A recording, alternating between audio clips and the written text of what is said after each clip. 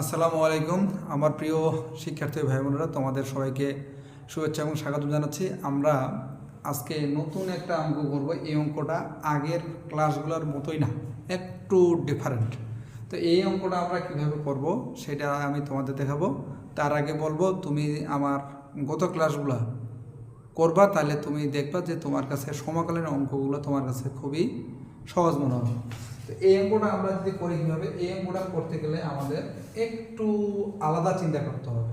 সেটা আলাদা কি চিন্তা করতে হবে, সেটা হচ্ছে আমাদের এখানে নিচে যেমন x-3 আছে, এখানে আমাদের এখানেও x-3 চিন্তা করতে হবে, উপরেও যে ধরো x-3 আছে কোনো কারণে।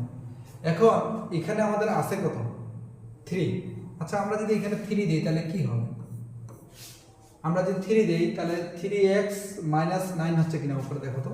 আমরা যদি এটাকে একটু লিখি এইভাবে, 3x-9 হচ্ছে কিনা। আচ্ছা, আমরা যদি এখানে +9 দিই আর নিচে x-3 বলি, তাহলে দেখো তো এই লাইনটা আর এই লাইনটার মধ্যে কোনো পার্থক্য আছে কিনা, এই লাইনটার সাথে এই লাইনটার কোনো পার্থক্য আছে কিনা? তাহলে কিন্তু কোনো পার্থক্যই নাই।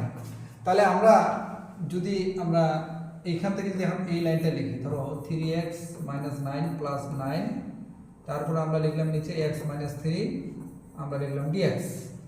তাহলে দেখো তো এখান থেকে আমরা যদি কমন নই 3, তাহলে x-3 হয় কিনা, আর +9 লেখা যায় কিনা, আর নিচে কত x-3, আর এখানে কত আমার dx।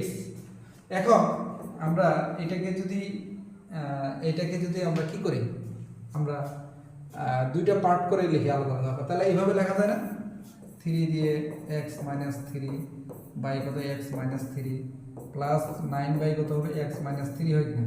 আমরা সেকেন্ড ব্র্যাকেট দিয়ে আমরা কি করব, এইখানে আমরা dx লিখে দিলাম। আমি এগুলো মুছে দিলাম, তোমরা নিশ্চয়ই বুঝতে পারছো বিষয়টা। তাহলে এখানে ছিল আমার dx। এখন আমরা এখানে যদি কাজটা করি, যে ধরো এখানে আমরা ব্র্যাকেট দিলাম, তাহলে x-3 কাটা যায় কিনা।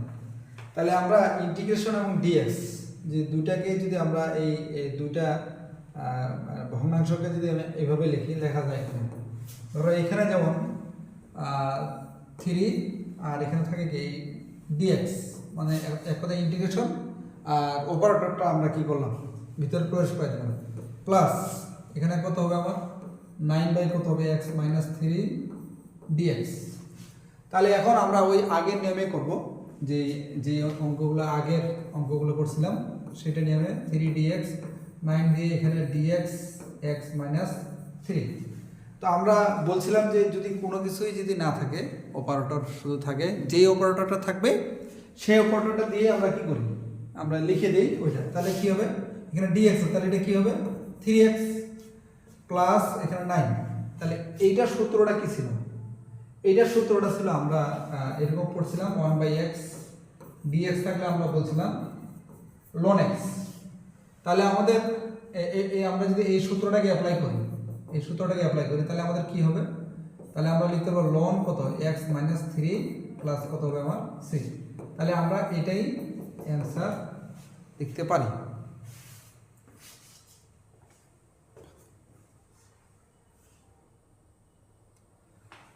তো আমরা এই ধরনের আরেকটা অঙ্ক তোমাকে আমি দিলাম, এটা তুমি নিজে নিজে সলভ করে আমাকে দেখাও।